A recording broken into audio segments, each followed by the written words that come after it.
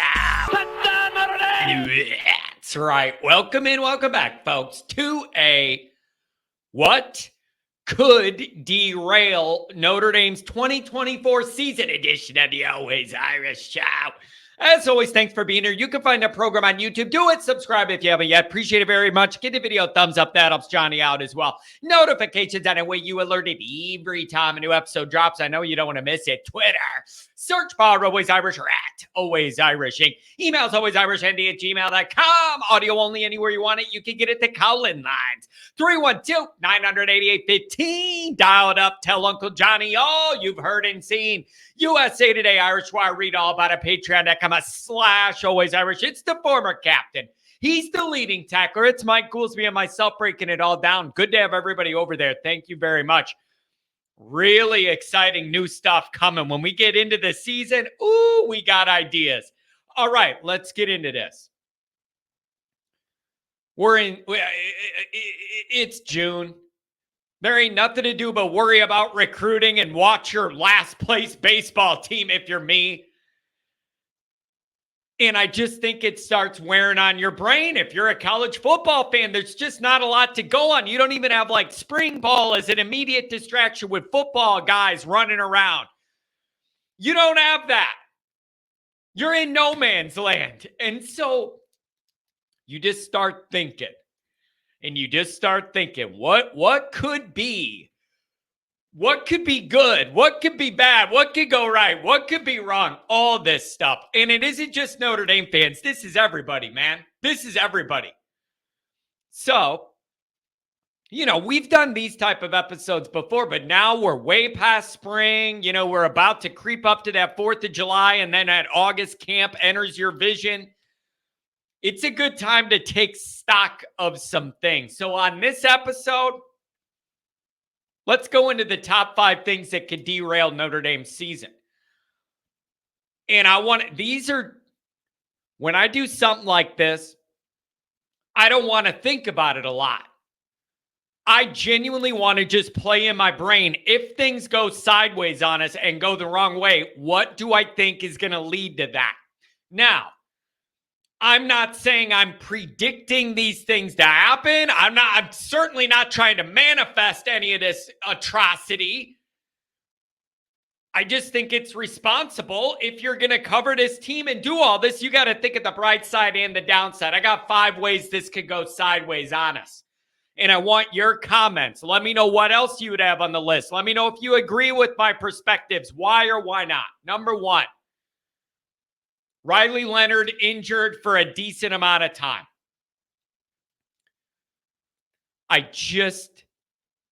You need stability in this quarterback room. And you bring this guy, it would just totally mess up the plan of what Freeman and company want to do this year with that position. If you're building out all these plans for Leonard and Denbrock's doing all that, and then it can't be him for a stretch of time or whatever, I just think that's going to mess up a lot of what they want to do. And if that did happen, say he in August camp,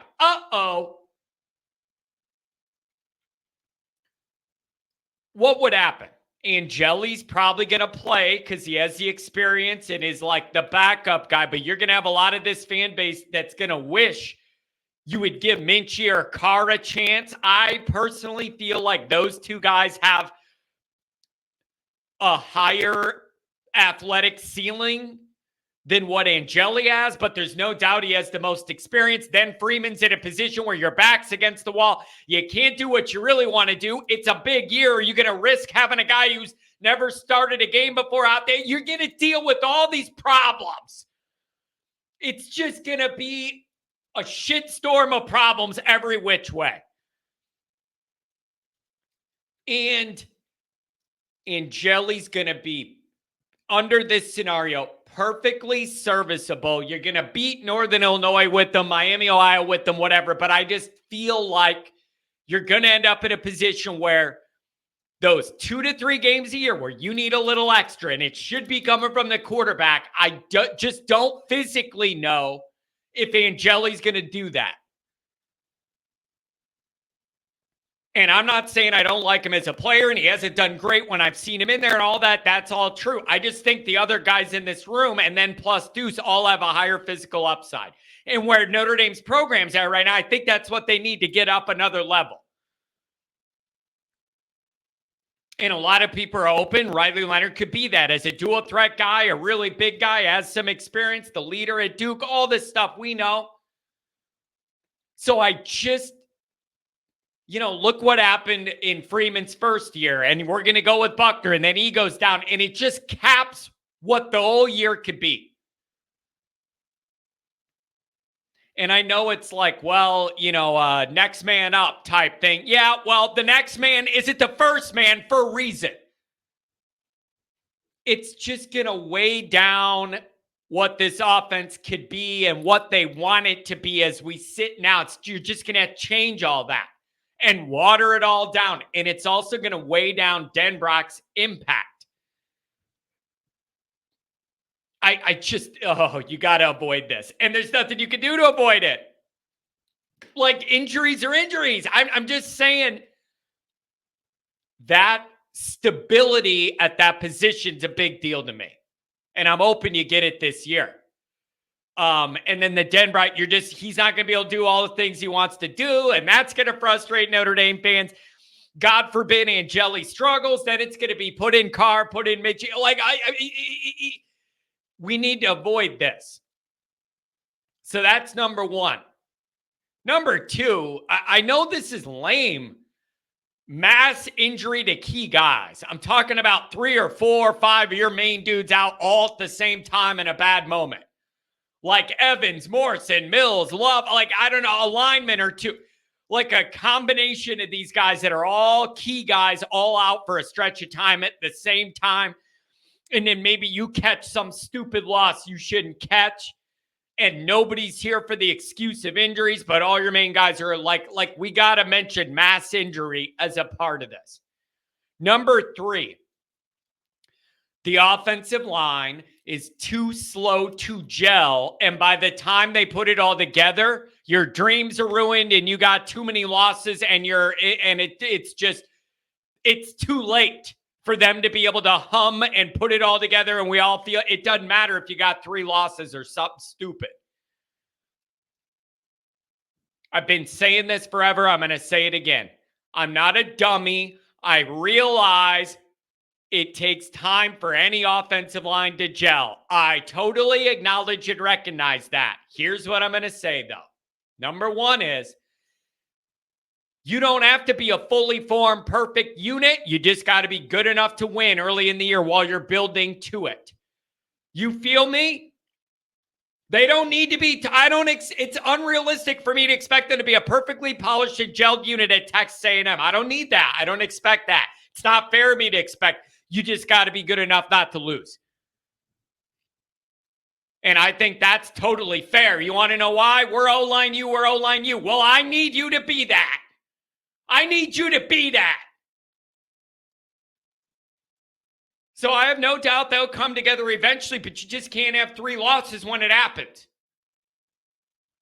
You got to win while you're gelling.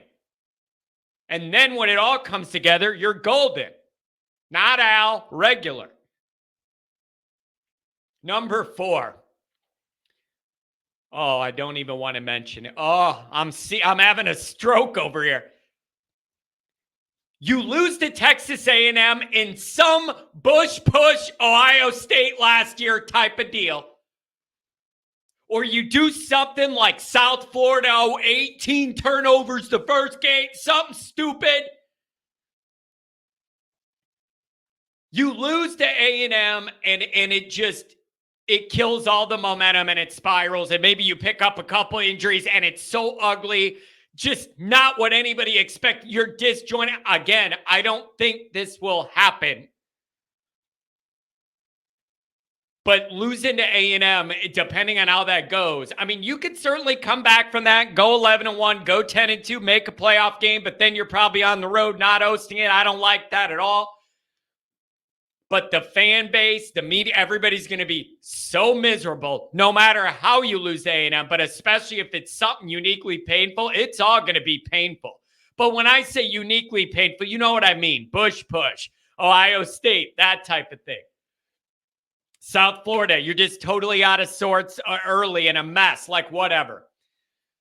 Everybody's going to be miserable. All of the emotions and vibes are going to be negative. All the good excitement, it's all going to be gone. Just gone. And then you have no margin to be able to reach your goals. You pretty much got to go 11-1 to maintain the positioning to hopefully be able to host a playoff game. So that A&M is a big situation for momentum, just all the different reasons I'm so sick of talking about. So if you lose that one and it unravels on you and it snowballs just an avalanche over you and everybody's down in the dumps and you're a mess and you have injury and you're just dragging ass and it just gets worse, I don't know. And then number 5, the recruiting class totally fizzles out. Like, that wouldn't necessarily derail the season on the field. But if you get in a position where, for whatever reason, you lose Taylor, you lose Deuce, you can't land any more wide receivers, like if that class starts to unravel a little bit, that's really going to it's just not going to be good. Nobody's open to that. So if you get into the year and you struggle a little bit or whatever, then these problems can compound on you. So if that class starts to unravel, that's not on the field direct. But if you're talking about derailing, I wrap in how you finish out recruiting when those guys still see you play your games. It's not all over yet official. It's verbal when our games start, right? Till signing day. You got to play good to keep those guys interested and excited about you. So if that recruiting class totally unravels, that's going to have people tied up in knots too. So that's what I have for my little 5 reasons here. Now, a couple really interesting notes.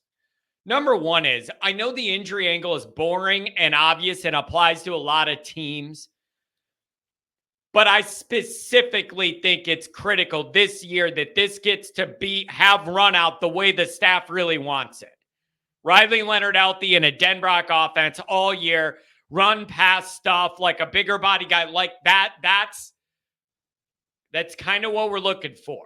And it's just going to throw everything off if you don't get it. So I know the injury thing applies to everybody and it's a boring talking point. But I just think, especially with Freeman's quarterback stuff, Buckner injured year, just totally all the plans screwed up year 1.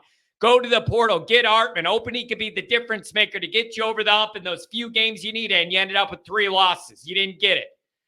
And whenever you're dealing with a last year transfer quarterback, there is no development. It's that 1 year, you get it when you hit it, and then it's all gone. There is this is a young guy. He made mistakes. We lost a couple games, but we're all learning together, and it's going to help us be stronger next year. More rhythm there is none of that. You get a transfer 1-year guy. You got to get what you can get in the moment. Forget that developmental stuff. It's one and done, and you better have fun and lose none. Okay? Other than the injury stuff, you notice what wasn't on my list? Think about my list. I'm counting on Notre Dame's defense to play good enough to win every week. I just am. And it's like, John, that's a high bar, whatever. Yeah, you know what? I think Al Golden's kind of earned that. That's a compliment. That I'm worried about all this other stuff more than I'm worried.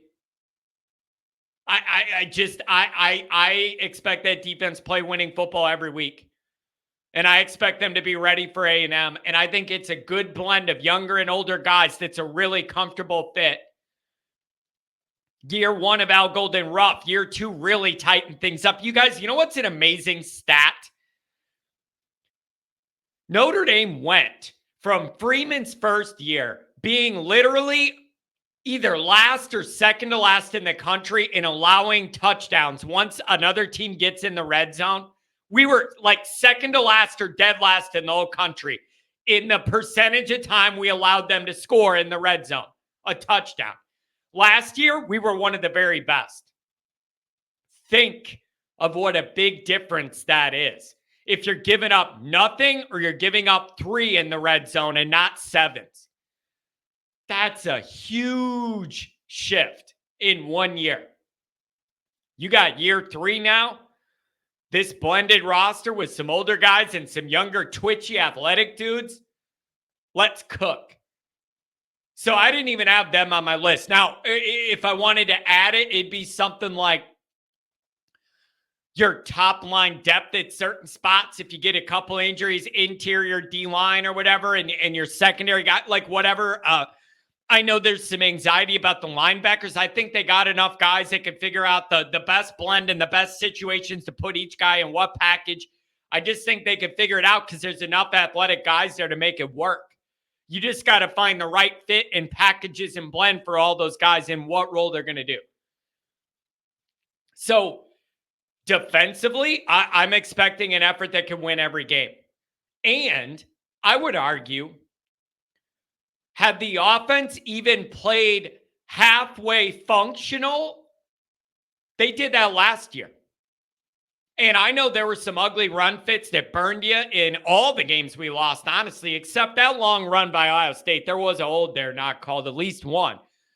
But we got gashed against Louisville, bad angle, gashed against Clemson, whatever, in the losses. I'm still on the book saying, yes, that happened to the defense in those moments, and they weren't able to stop the bleeding and save the day and all that. But again, dude, I blame the offense for a lot of this, for going 3 and out 98 times or having dumb turnovers or putting the defense in a bad position. You go 3 and out, a defensive guy can't even take a drink of Gatorade and he's back out there. That ain't no way to treat your defense. So if Notre Dame's offense improves even marginally under, Riley Leonard and Denbrock's vision or whatever, that defense gets better without them having to do anything. The more fresh they are, the better they're going to be. And so, I guess I share some of the depth concerns with the defense. But what I love the most is that blend of those younger, hungry, athletic guys and the older guys that have been around and can line them up and know what to do. And that's a really comfortable blend for me. And I trust Al in year 3. So let's ride. So I want to know what you guys think. Riley Leonard injured, that's going to screw up a lot of things. Mass injury to multiple of your key frontline guys on each side of the ball at the same time. O-line too slow to gel, too late when they get it together. Season's ruined. You lose to A&M and everything unravels from there somehow. Usually the team pulls it together a lot quicker when something bad happens than the fans and the media do. Hope so. Can't even imagine my show if that happens. And then that recruiting class just fizzles at seams and gets ripped apart and it drops and you lose all momentum. That's what I got. I would love to know what you guys think. What else would you add to the list? What else did I not think of? Do you think I'm stupid for leaving the defense out? That's just where I'm at with them. I have very high expectations because I believe that they've earned it. I believe they've earned it. Let me know what you guys think.